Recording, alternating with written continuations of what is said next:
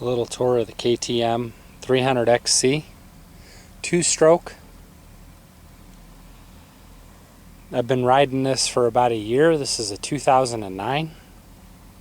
Prior to this, I had a Yamaha WR450F. The Yamaha weighed somewhere around 270 pounds. This thing weighs about 225 pounds, even with the skid plate on it. Last year I picked up this Hyde Racing expansion chamber guard and skid plate.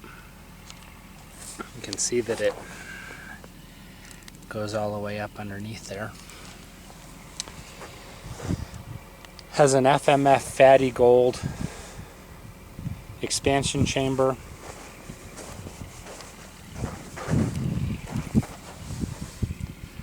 FMF Turbine Core 2 silencer on it. Had to put that on because in New Mexico they require that you have a spark arrestor to race.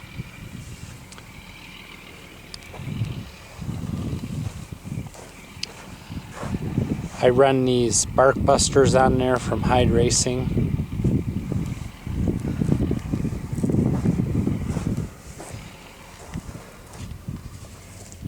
Also picked up a Scott steering dampener.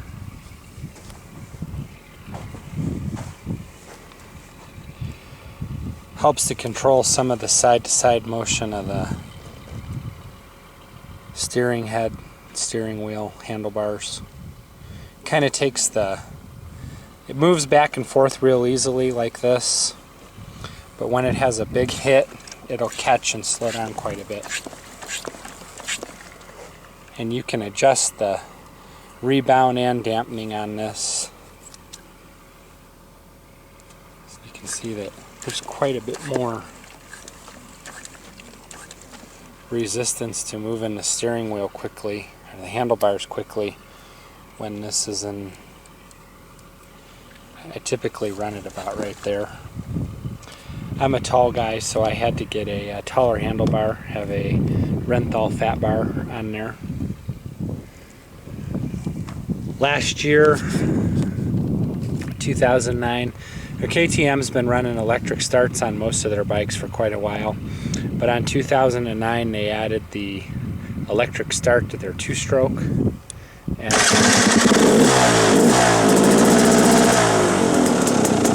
it works really well. This bike also has a kickstart on it. KTM has gone with a steel tubular frame, and they've had that be part of their bikes for quite some time. Haven't jumped on the aluminum bandwagon yet. Some of the things that are nice about this bike that I really like is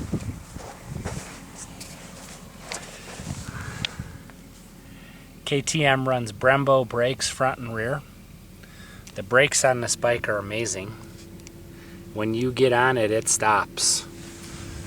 In 2008, they were even stronger than they were in 2009, and KTM purposefully backed them off because of the feedback they were getting from riders regarding the ability to stop this bike and the brakes being just a little bit too strong.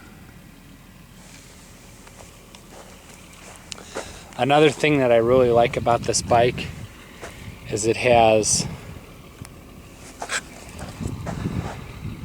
a Brembo hydraulic clutch. So there's no adjustment on the clutch. It's got a nice consistent feel. Runs really well. One of the problems I've had with this bike is it overheats. And a lot of that is me not shifting the way that I'm supposed to, or I weigh 250 pounds, 260 pounds with gear. So it'll boil over once or twice during a race, but it's never heated to the point of me having to stop. It just simply boils over some radiator fluid, and If I slow down, get the RPMs down, it cools itself down and I can keep going, and 4-stroke never did that.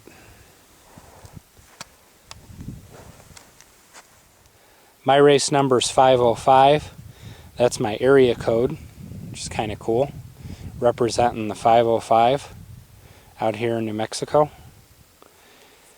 Each year they assign a race number. If I start racing again this summer, I'm not going to have that number again, I doubt. Somebody else will have it because I haven't raced in a year. I'm sure somebody jumped all over that. Came with Bridgestone M402 motocross tires. These seem to work out pretty good. I don't mind them at all. Because of my weight, I had to replace the springs. I was definitely bottoming out the stock suspension, so I redid the springs front and rear. Didn't have to revalve it, although I'm considering doing that.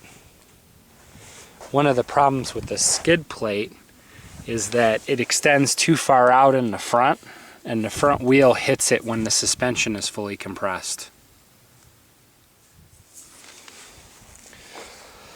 One of the things I really like about the 2-stroke is that it's a lot less maintenance than the 4-stroke.